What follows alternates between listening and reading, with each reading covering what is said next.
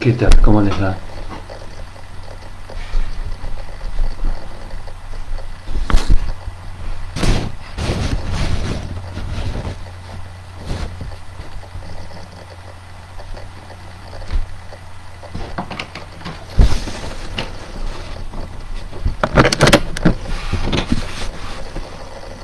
Bueno, espero que se me conecten y como siempre les pregunto si escuchan bien.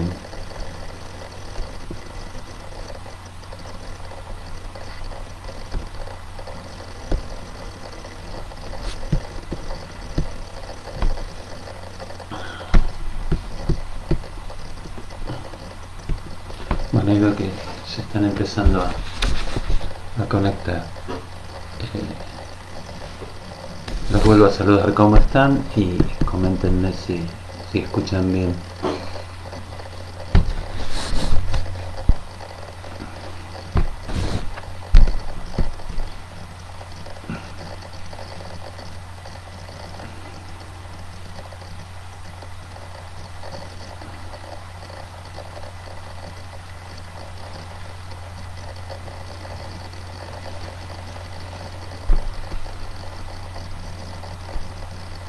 Bueno, ya llegan las respuestas. Bueno, vamos a empezar. Hoy vamos a trabajar dos textos de los escritos técnicos.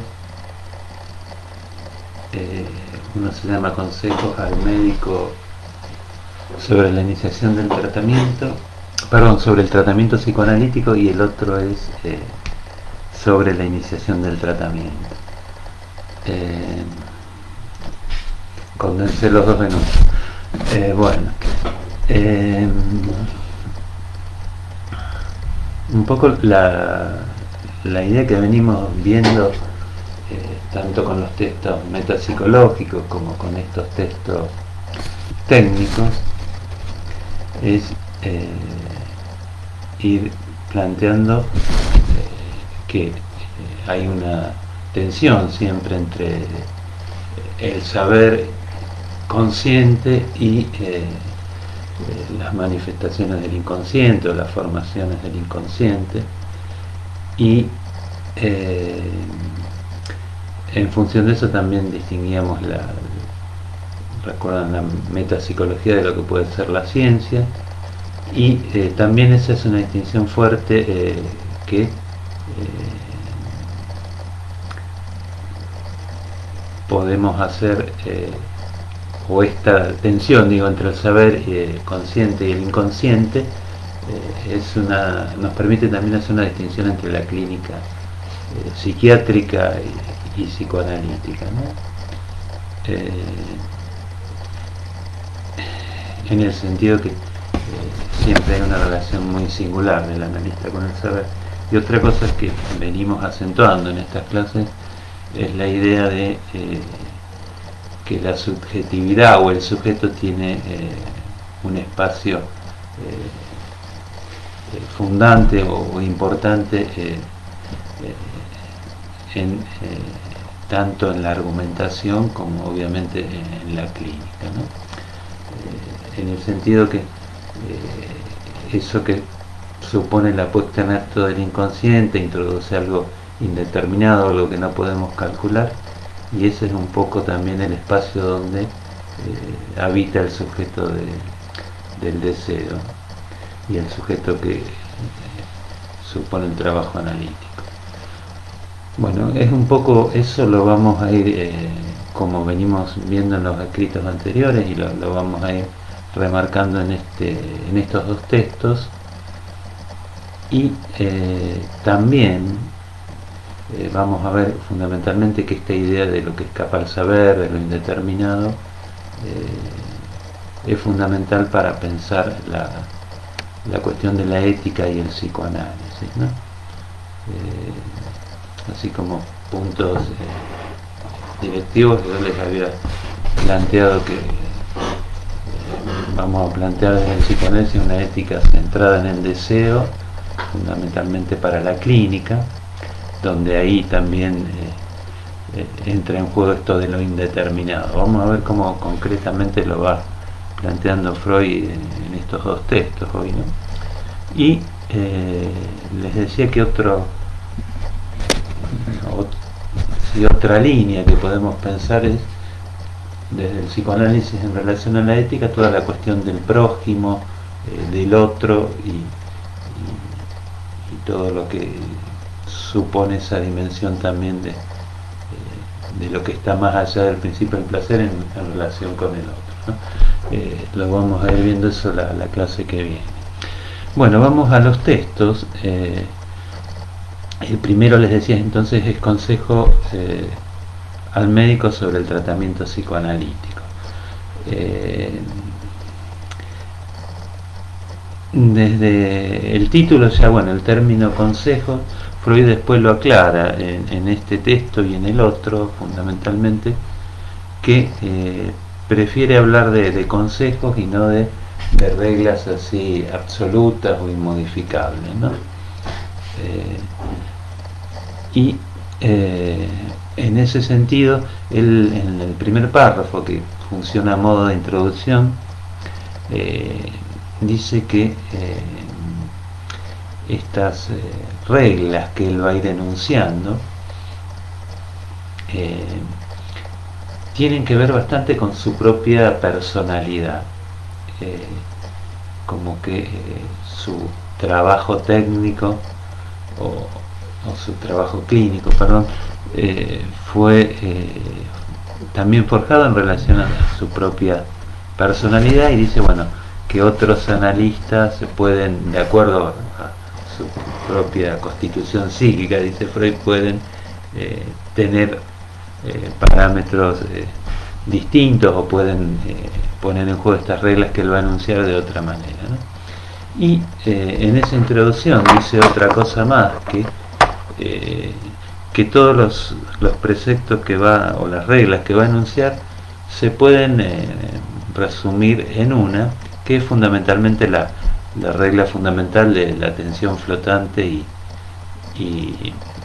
por parte del analista, y la asociación libre del lado del paciente, ¿no? Entonces ahí en la introducción se empieza a plantear, bueno, tenemos reglas, pero vamos a tener que dar lugar a algo que tiene que ver con la subjetividad, algo que no está tan determinado mecánicamente, ¿no? Entonces empieza a enumerar las distintas reglas que va a dar, y lo primero que aconseja es el tema de la atención flotante. Él se pregunta cómo hace el analista para acordarse de los detalles de un historial, cómo en el trabajo diario no se confunde con los datos de distintos pacientes. Entonces dice, bueno, que no hay que fijar la atención en un punto determinado, sino que hay que mantener una atención flotante. Dice como que hay que, en esta atención flotante, recurrir un poco a la memoria inconsciente. Entonces dice, bueno,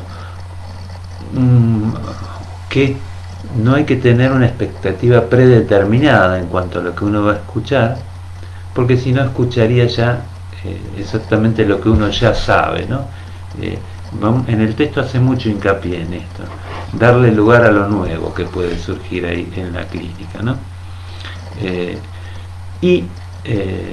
La otra cuestión así decisiva que plantea es que hay muchas cosas, muchas palabras, muchas frases que van a ser resignificadas con posterioridad. O sea que de golpe el analista se va a encontrar recordando, sin proponérselo, algo que se ha dicho en otra sesión anterior, y le va a dar una nueva significación en función de lo que está diciendo el paciente en ese momento, ¿no? Es la idea de retroactividad que mencionamos bastante. Entonces,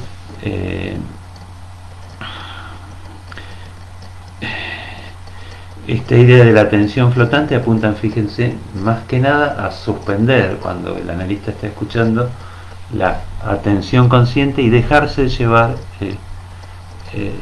dice Freud, por la memoria inconsciente. Dice que fundamentalmente entonces no hay que inferir nada desde la conciencia prematuramente, sino que hay que dejar actuar el inconsciente, ¿no?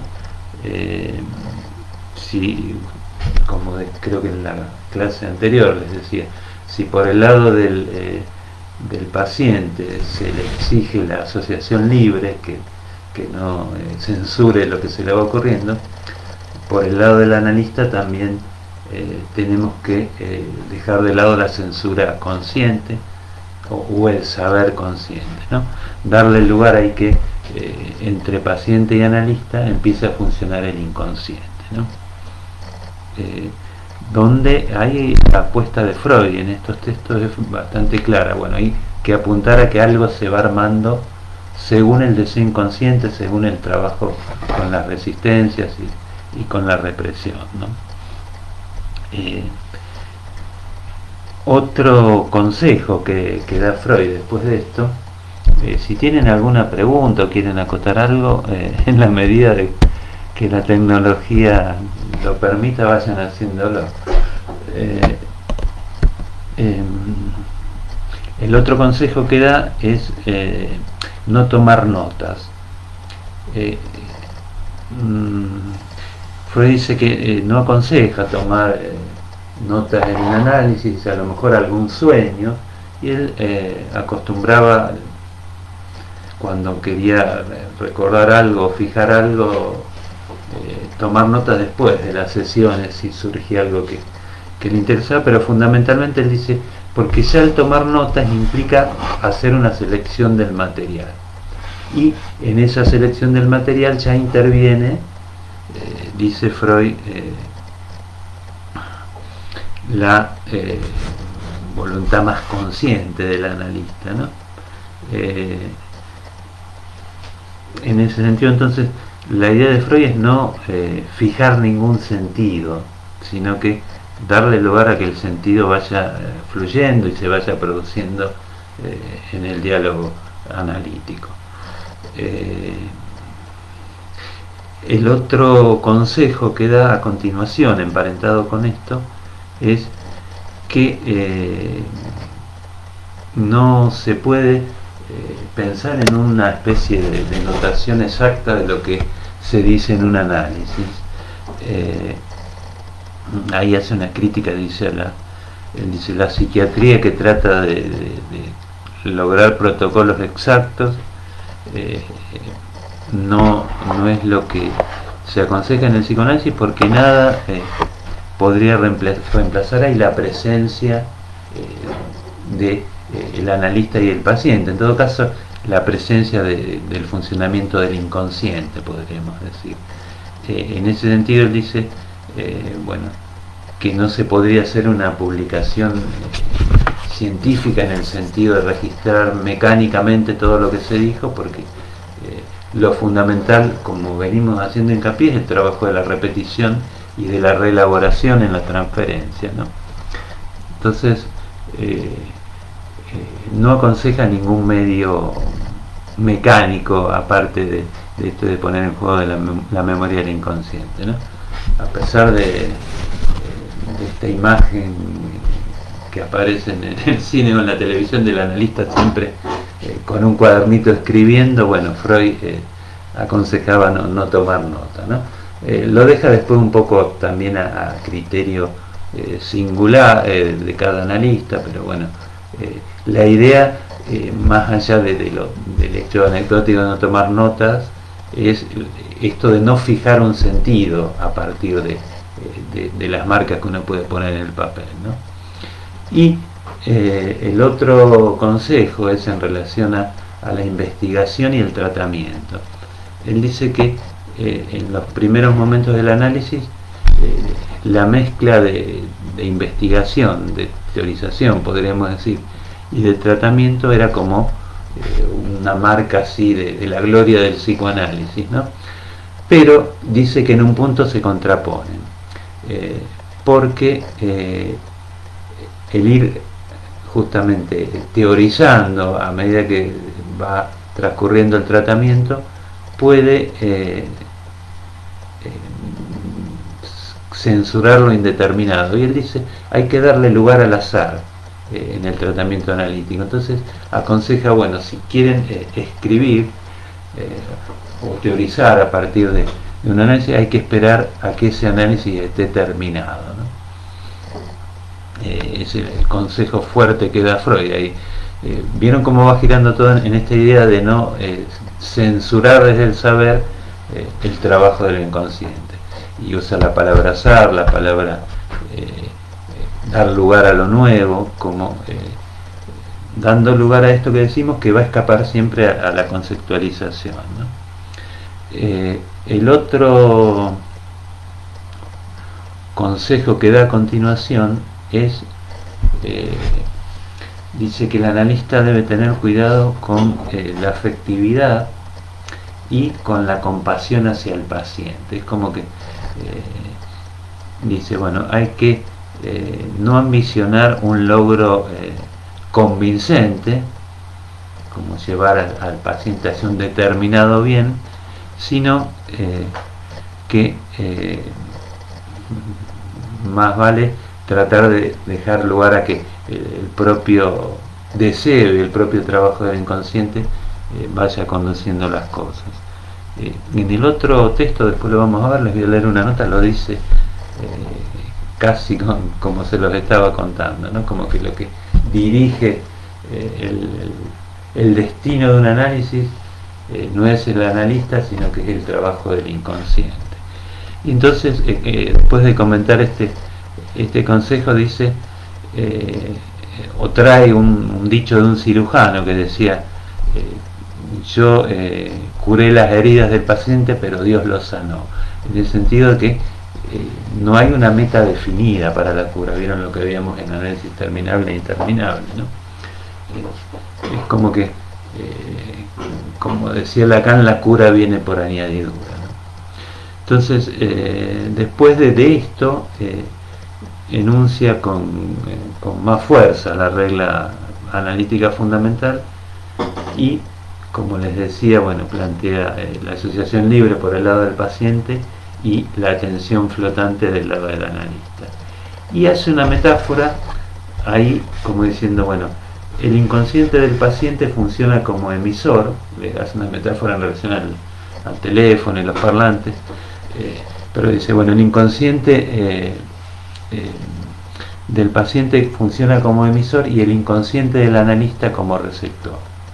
Como que tiene que haber una sintonía por el lado del inconsciente. Sintonía que supone, como venimos machacando, insistiendo, darle lugar a que surja lo nuevo, lo impredecible, lo indeterminado, ¿no? Lo que tenemos que pensar que el trabajo analítico abre un espacio de alteridad, para decirlo de algún modo. Y esto llevó a muchos analistas, cuando Freud habla del inconsciente del paciente, el inconsciente del analista, a plantear la idea que no hay dos inconscientes, sino que es el inconsciente el que está funcionando ahí en ese diálogo entre paciente y analista, ¿no? Como que para hablar del inconsciente en la clínica tenemos que pensar, bueno, que el analista está ahí como pieza fundamental también del trabajo del inconsciente, como que hablar de inconsciente supone hablar también de la presencia del analista, ¿no? Pero sería la idea de que más que hay un inconsciente personalizado en el paciente y otro en el analista, es el mismo funcionamiento del inconsciente el que se va articulando ahí en la transferencia. Cualquier duda en relación a esto, vayan preguntando.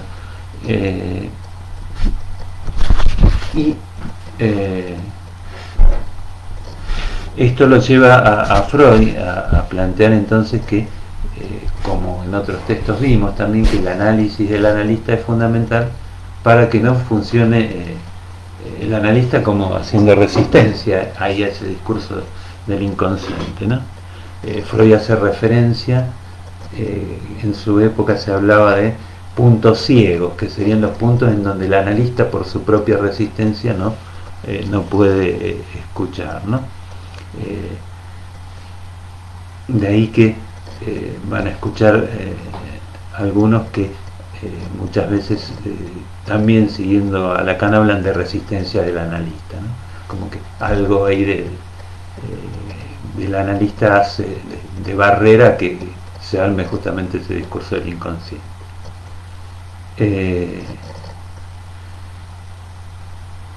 Pueden pensar que muchas veces hasta la teoría analítica usada como una especie de código fijo puede funcionar como resistencia para escuchar un paciente, ¿no? Freud remarca entonces cuando está enunciando este consejo que el análisis fundamentalmente tiene que dar lugar a lo nuevo, ¿no? Y acentúa también que el analista tiene que cuidarse de proyectar sus propias creencias o concepciones de los procesos psíquicos, dice Freud, sobre el discurso del paciente, ¿no? Por eso aconseja también el análisis personal, ¿no? Del analista. Fundamentalmente entonces ahí van viendo con esto de la atención flotante cómo Freud va poniendo entonces el saber como resistencia al inconsciente. El otro consejo que da es, él lo plantea en estos términos: el analista no debe ser transparente para el paciente, más bien debe ser como un espejo que refleja lo que le muestran. La idea es que tiene Freud, porque él empieza este consejo diciendo muchos pensarán que si el analista muestra su intimidad, se muestra más amigable, podría lograr rápidamente la confianza del paciente.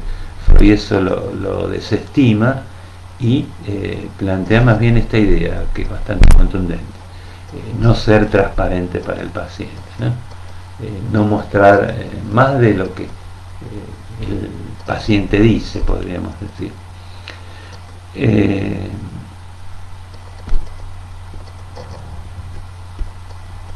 Acá veo algunas preguntas. A ver.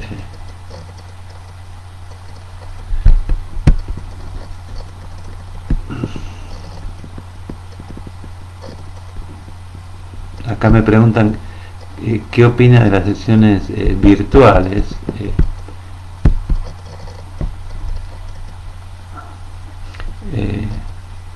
Más allá del actual contexto de pandemia. Mira, en principio lo que uno podría plantear es esta idea del trabajo con lo virtual, tratar de asimilarlo a la situación de alguien en el diván hablando y no viendo al que está escuchando detrás, ¿no? En ese sentido habría que tener en cuenta todo lo que la escucha tiene que ser la misma, en el sentido de privilegiar algo del inconsciente. Quizás habría que ver ahí la idea de, bueno, si es una videollamada o una llamada común en donde solamente está en juego la voz, y también, bueno,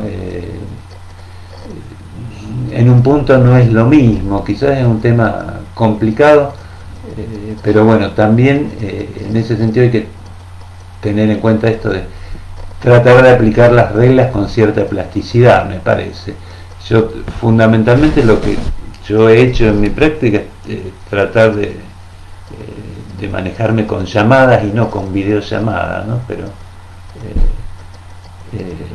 fundamentalmente funciona, eso en mi experiencia al menos, con pacientes que ya están con trabajo analítico de antes. No sé si empezar un análisis así de modo virtual funcionaría o funciona, ¿no? Y por ahora eso es lo que se me ocurre ahora. Te vuelvo a repetir, la idea es que esta idea de la atención flotante y de la asociación libre tiene que tratar de ponerse en juego también en el trabajo virtual, ¿no?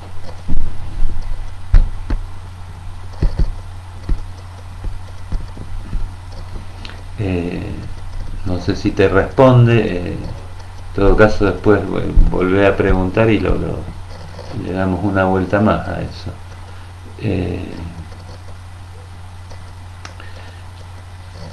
Bueno, siguiendo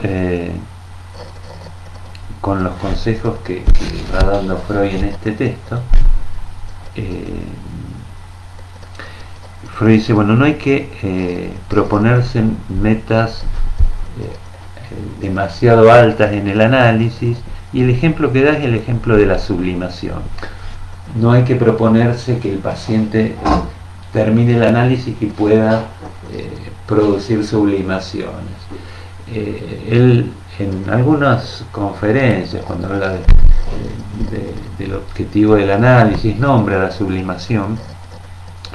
Acá lo dice con bastante contundencia, bueno, que no todos tienen la misma capacidad de sublimar.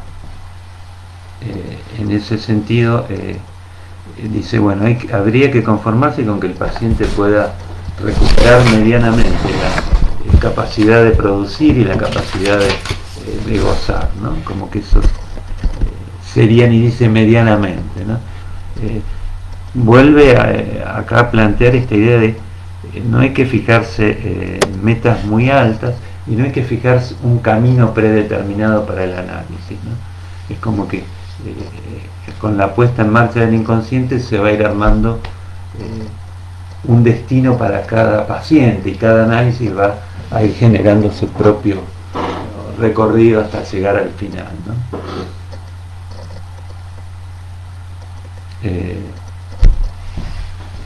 Y ahí dice, bueno, ahí del lado del analista hay que tener cuidado con la ambición pedagógica y con la ambición terapéutica, ¿no?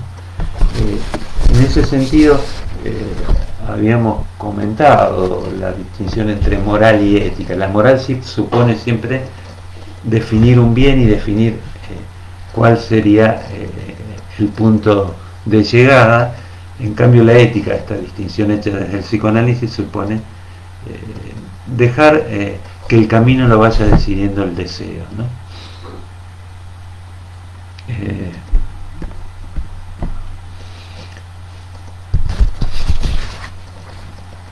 Y el último consejo que da en este texto gira en torno a la colaboración intelectual, dice Freud, del paciente.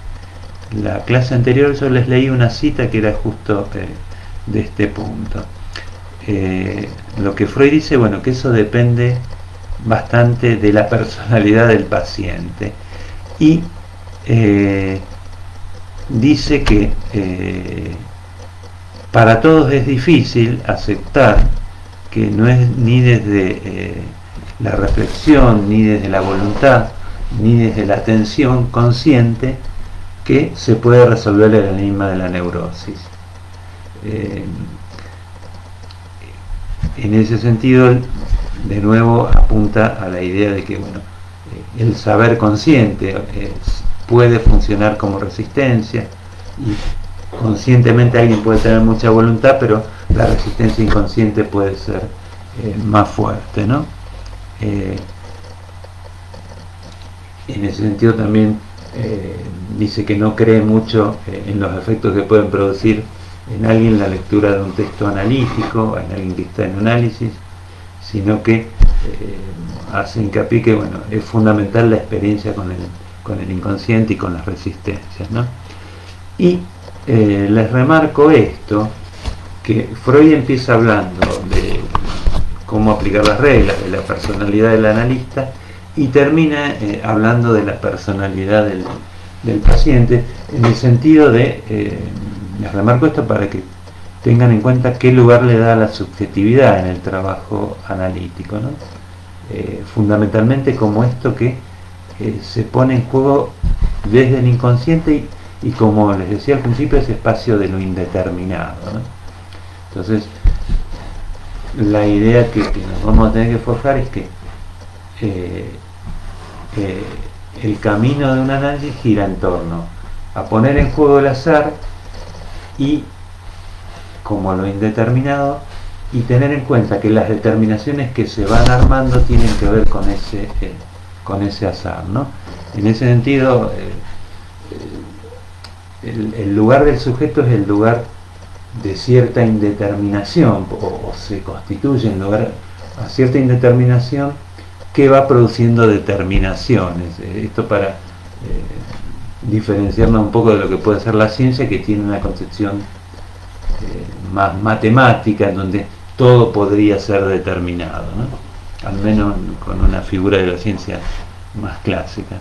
Entonces, lo que tenemos acá, que bueno, el deseo, y en esa relación con el inconsciente, el sujeto va decidiendo, pero no es una libertad tampoco absoluta en el que podría decidir cualquier cosa, sino que bueno, hay cierta historia y la posibilidad de ir introduciendo cambios y variaciones que tienen que ver con lo indeterminado del inconsciente, ¿no?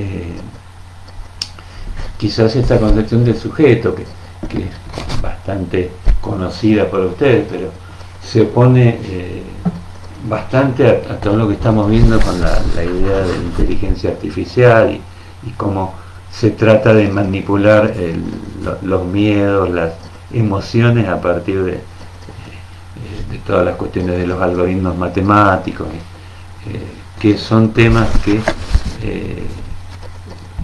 quizás la filosofía bien actual se está planteando, ¿no?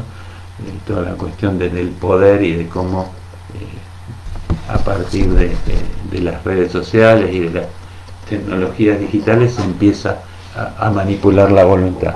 En ese sentido, el psicoanálisis tiene la apuesta a un sujeto totalmente distinto, ¿no? Donde hay un espacio para una decisión propia, para decirlo de algún modo. Veo acá una pregunta de ustedes, o una, a ver,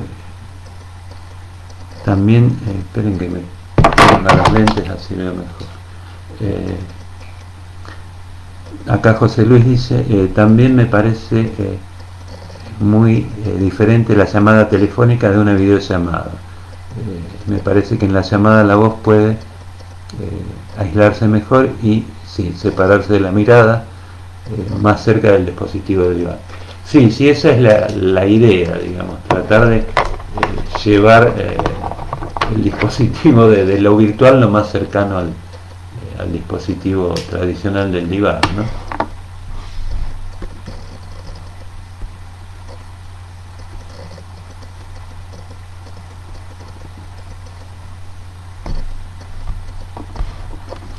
Dice, dejar, a ver, hay otra pregunta. Dejar las cosas libradas al inconsciente, dice Lucy, ¿no? Sería como para no reducir la producción del sujeto en análisis.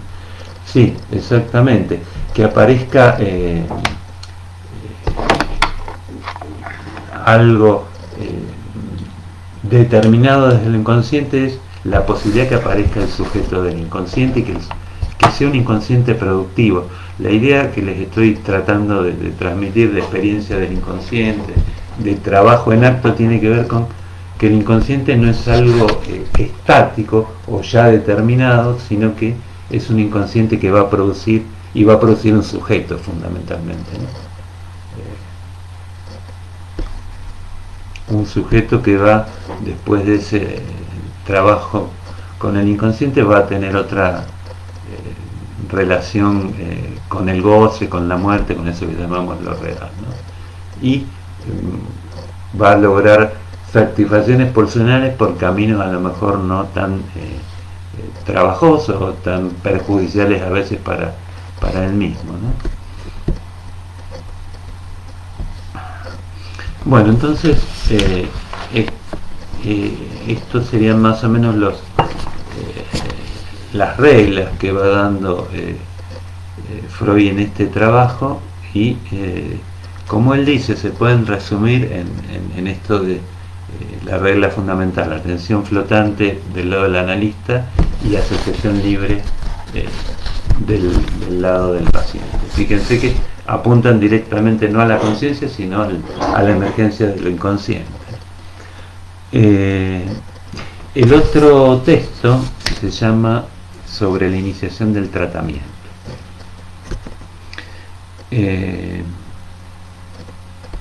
Freud compara un poco el trabajo analítico con el ajedrez, en el sentido que dice que quien quiera aprender la técnica del ajedrez, si va a los libros va a encontrar que están como codificadas el principio y el final, pero todas las jugadas que hay en el medio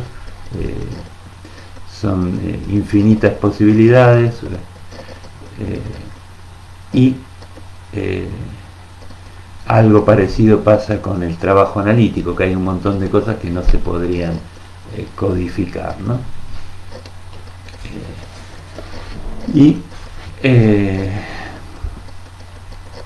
Ahí después de esto dice que va a dar consejos y no reglas incondicionales, como les decía en relación al otro texto, ¿no? La idea de consejos y no reglas incondicionales tiene que ver también que esto que plantea Freud no supone una teoría acabada de la técnica. Inclusive algunos analistas dicen no hay teoría de la técnica, sino que bueno, hay ciertos preceptos, ciertas reglas, y Freud para decir que bueno, no es que se pueda hacer cualquier cosa, resuelve esto diciendo bueno, uno puede plantear ciertas reglas que más o menos estarían como en un término medio entre lo que podrían plantear distintos analistas, ¿no?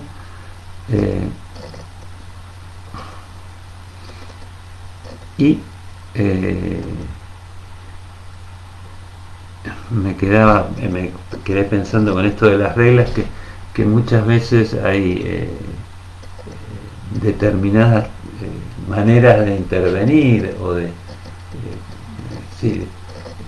manejarse en el análisis que se ponen como de moda, con el tema a lo mejor de las sesiones cortas.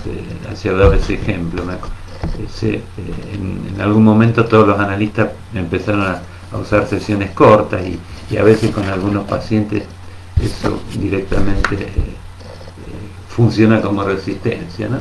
O el silencio, quedarse callado 40 minutos también puede funcionar como resistencia, ¿no? El silencio del analista, en ese sentido hay que tener en cuenta entonces cómo sostener fundamentalmente la regla fundamental justo del análisis, ¿no? Bueno, siguiendo con el texto, el otro consejo que da sobre la iniciación del tratamiento es, según Freud, él se tomaba 2 semanas para hacer una especie de evaluación si era una psicosis o una neurosis de transferencia, y en ese sentido ver si el paciente podía llevar adelante un análisis, ¿no? Y dice así como al pasar que no aconseja prolongar más de ese tiempo lo que se conoce como entrevistas preliminares ahora, que él prefería que la transferencia se vaya dando poco a poco y no empezar el trabajo con el diván con la transferencia ya instalada y consolidada, ¿no?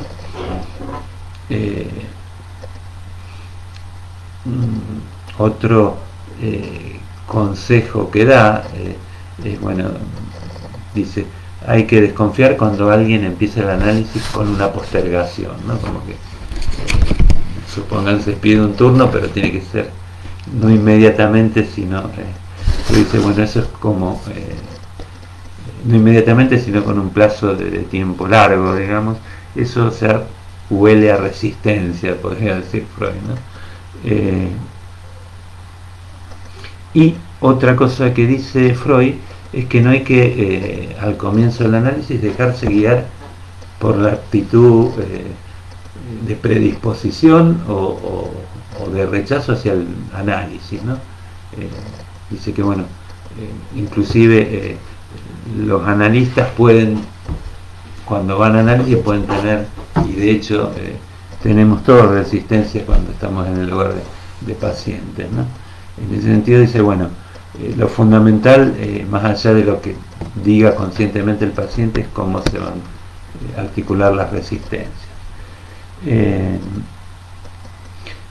Otra cuestión que plantea Freud de comentar al principio del análisis es la cuestión del tiempo, dice, y el dinero. En relación al tiempo, bueno, él aconseja fijar un horario y respetarlo así a rajatabla. Y en este texto, ubíquense que estamos en los comienzos del psicoanálisis, Freud decía que trabajaba con algunos pacientes hasta 6 veces por semana, ¿no? Y con otros, dice, tratamientos más prolongados de 3 veces.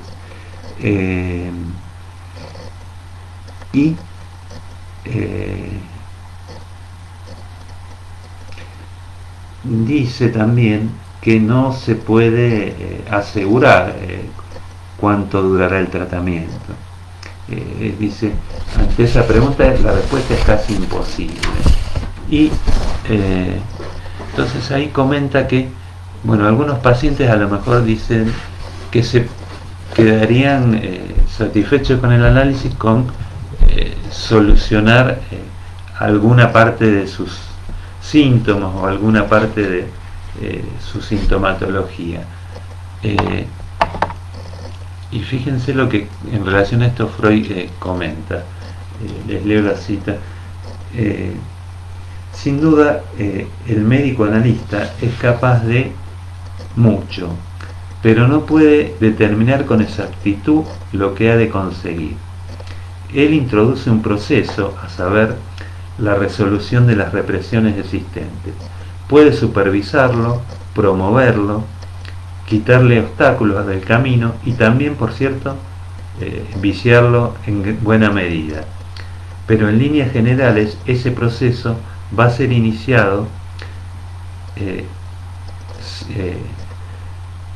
y va a seguir su propio camino y no admite que se le prescriba ni su dirección ni la secuencia de los puntos que acometerá. Me parecía interesante esta cita porque Freud va a plantear ahí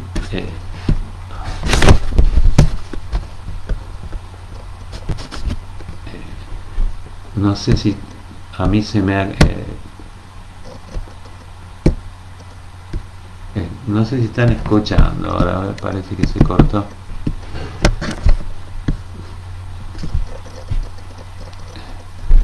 Bueno, recién se me cortó a mí la transmisión. No sé si alcanzaron a escuchar la cita, pero lo que ahí Freud planteaba, que bueno, el analista puede promover, ayudar a que un camino se recorra en análisis, pero va a ser el inconsciente el que va a definir qué puntos ahí de la historia se van a cometer y qué síntomas se van a ir resolviendo, ¿no? Espero que hayan escuchado, si no, en la página 131 y 32, donde está el final de la 31 y continuación de la 32 en el tomo 12. Pero esa es la idea, entonces, que me parece bastante contundente la frase esa, y Freud dice, bueno, es el inconsciente el que va a decidir el camino del análisis, ¿no? O los caminos que va a tomar ese análisis singular. Entonces dice, no se puede prometer curar determinados síntomas porque va a ser y no otro, sino que va a ser el inconsciente lo que va a ir determinando el desarrollo de ese análisis. Y dice, bueno, que un paciente ideal sería aquel que espera la resolución de todos los síntomas, ¿no? Que se podría tomar todo el tiempo necesario para llegar al fin de un análisis.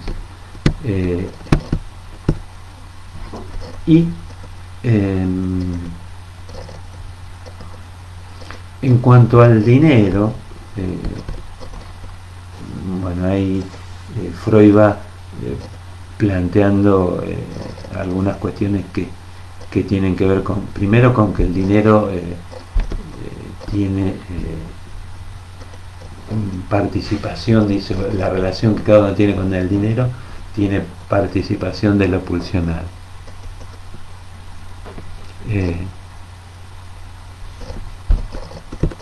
Acá estoy viendo lo que ustedes escriben.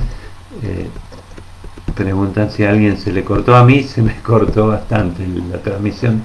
Ahora esperemos que siga todo bien.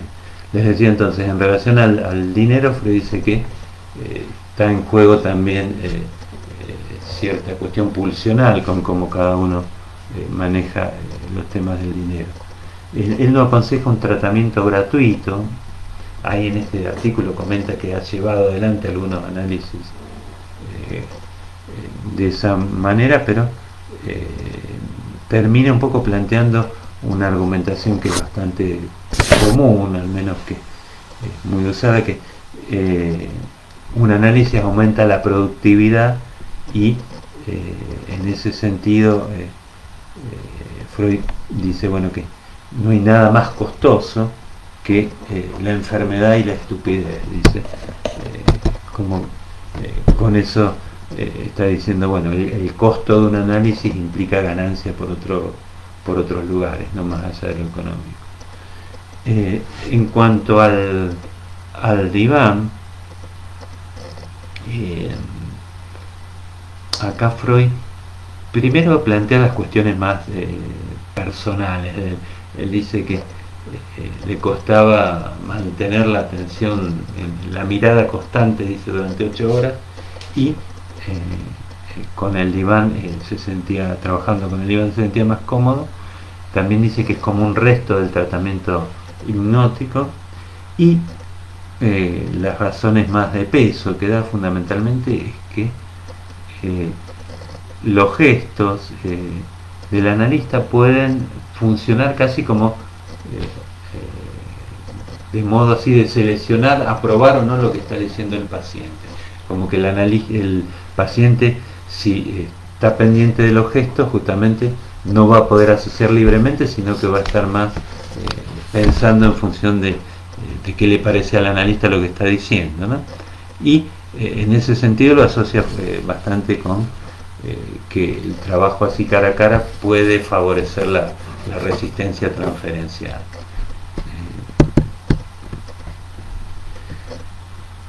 Y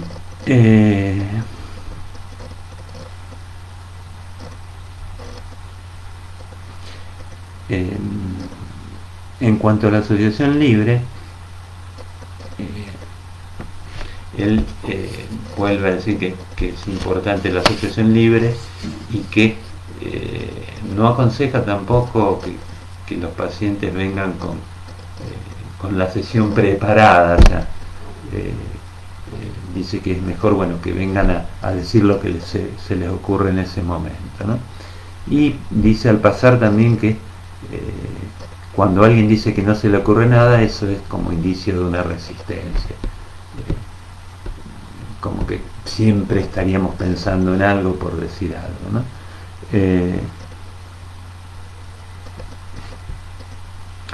Y dice algo también que es bastante frecuente en los inicios del análisis.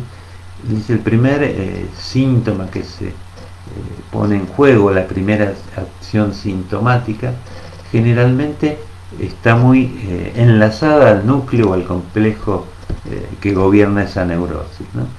Como que en las primeras sesiones uno pone ya en juego ciertas huellas o ciertas marcas que van a tener un peso importante en la historia de cada uno, ¿no?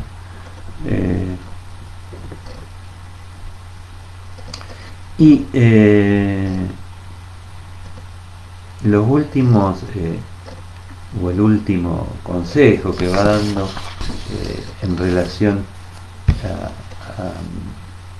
al análisis es cuándo intervenir, dice Freud. Fundamentalmente él plantea, bueno, se interviene cuando está en juego la transferencia y cuando la transferencia aparece como resistencia. En ese sentido, recuerden lo que vimos en dinámica de la transferencia.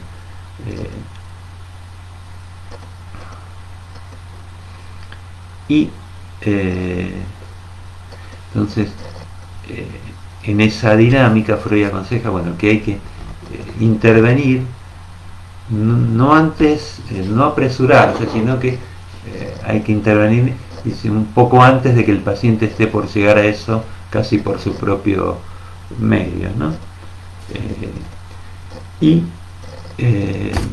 Sobre el final del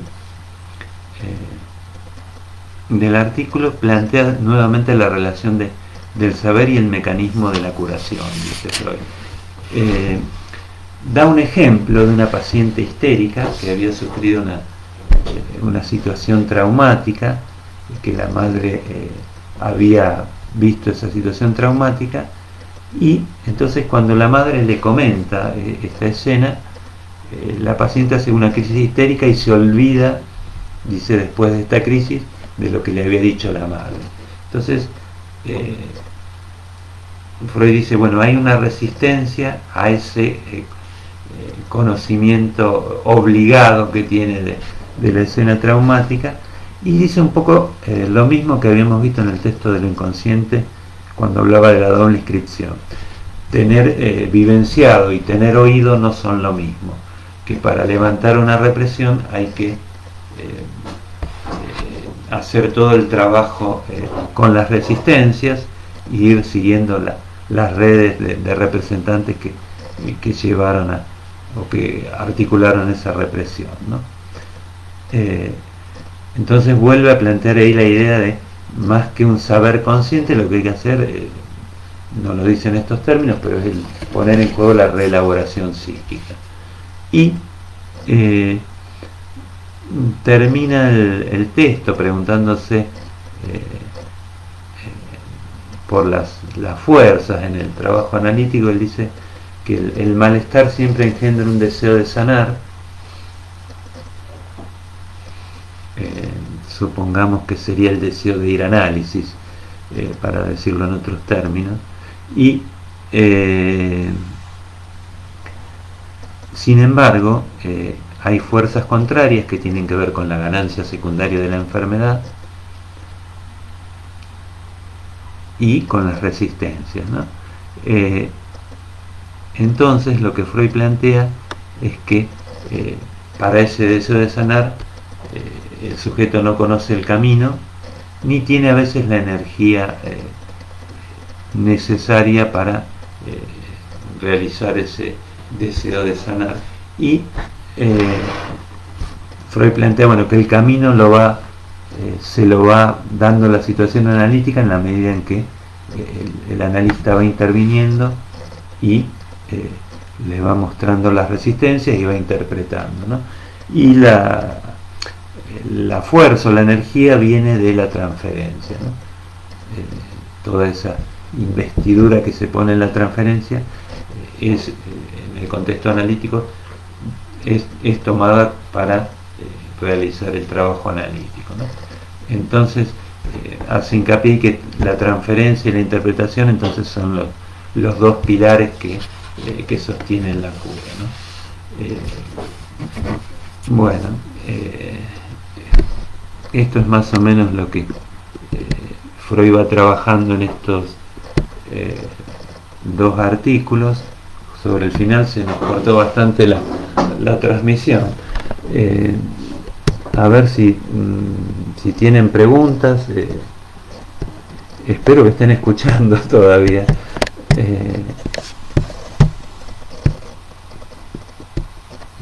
¿Les quedó claro? ¿Tienen dudas?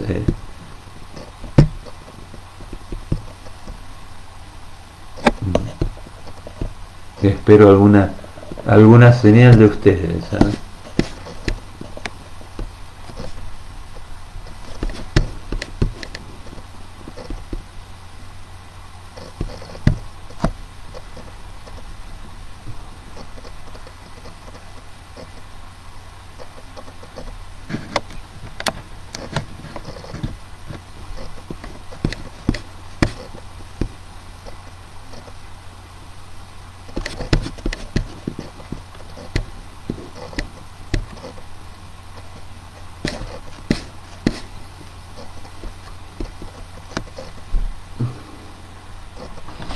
¿Tienen alguna pregunta o se entendió?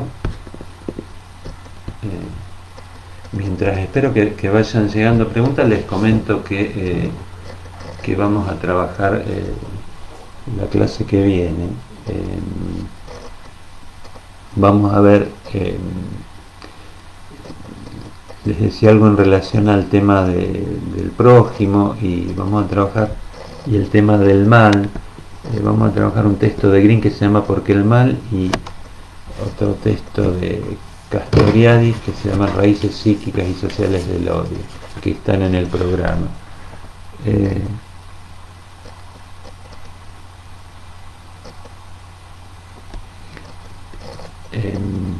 Acá, bueno, llegan preguntas, al menos algunos han podido escuchar.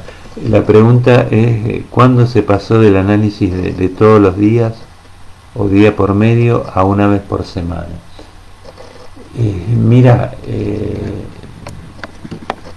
no sabría decirte la fecha justa, lo que por la experiencia mía como analista, también en este país estuvo muy marcado por los avatares así de las crisis económicas. Yo me acuerdo cuando empecé a trabajar hace bastantes años, ya no quiero ni acordarme, pero lo más común eran 2 sesiones semanales, y poco a poco se fue reduciendo en muchos casos a una sesión por semana. Y de la época de Freud supuestamente en los años 50 y 70 eran 3 sesiones semanales, pero no sé si habrá un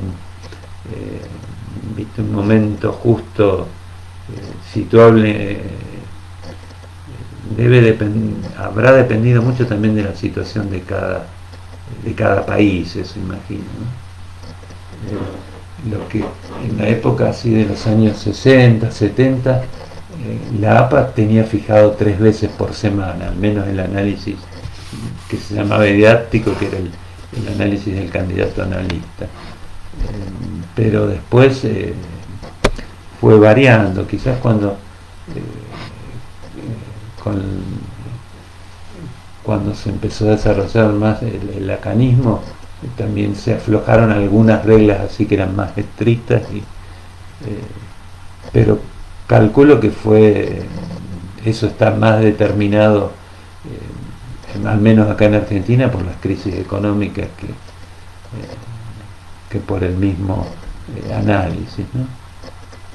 Obviamente hay pacientes que pueden ir más veces por semana, otros menos, eso también es muy singular, ¿no?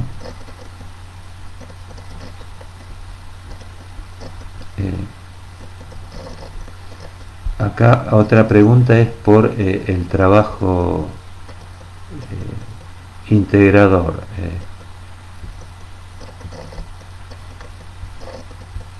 Me preguntan si tendrían que usar las normas APA. Miren, no necesariamente. Si ustedes las manejan, mejor, pero si no, que sea claro cuando ponen una cita, que es una cita. Háganla a lo mejor con una sangría distinta, pero no hace falta que usen estrictamente las normas APA, ¿no?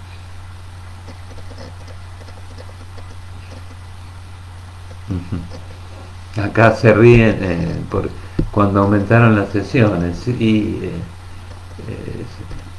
sí, sí, algo de eso es casi evidente, ¿no? Uno puede teorizar mucho, pero fundamentalmente también el análisis se transcurre en una ciudad, digamos, transcurre en una determinada situación histórica también, ¿no? Eh,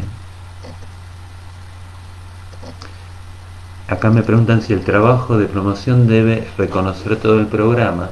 No, no, el trabajo de promoción ustedes eligen un tema y un tema que tiene que ver con la materia, con el programa, pero no necesariamente tienen que recorrer todo el programa porque es bastante, de una unidad a otra es bastante heterogéneo también. Así que lo importante es que puedan hacer un trabajo que les sirva a ustedes también y que tenga coherencia argumental y conceptual, ¿no?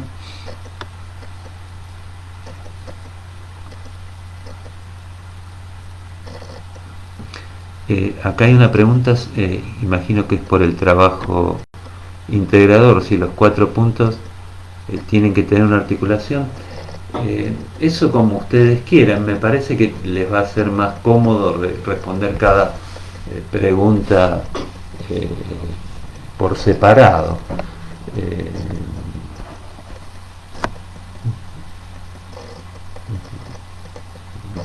Estoy pensando, quizás les resulte difícil inclusive articular a lo mejor una pregunta con otra. Pueden hacerlo, ¿no? Por el lado a lo mejor de, lo, de la cuestión de que no hay un centro, pero me parece que les va a ser más fácil responder cada pregunta por separado, ¿no?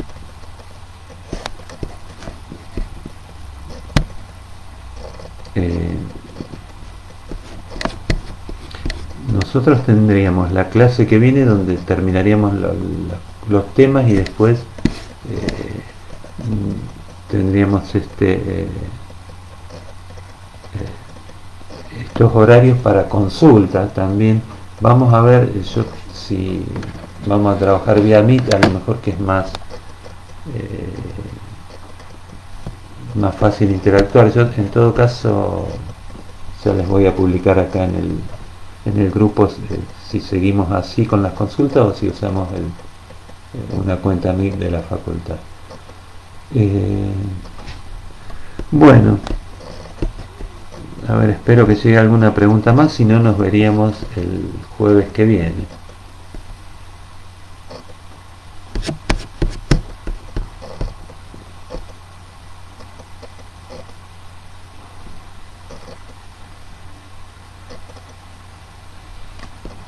Bueno, espero 2 minutos y...